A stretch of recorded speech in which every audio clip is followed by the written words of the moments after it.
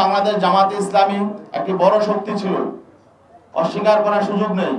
দেশ বিরোধী ষড়যন্ত্রে অংশ নিয়েছেন জামাত নেতা তাহের, গাজী আতাউর রহমান।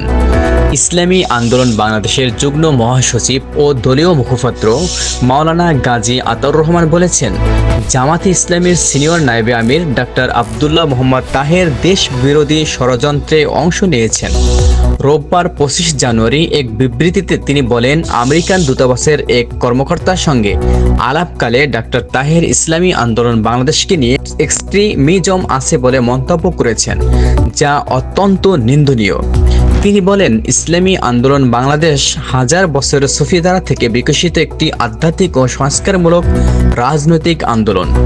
সংগঠনটি নিয়মতান্ত্রিক ও গণতান্ত্রিকভাবে দেশে ইসলাম প্রতিষ্ঠার রাজনীতি করছে এবং তথাকথিত উগ্রপন্থাকে কখনোই সমর্থন করেনি।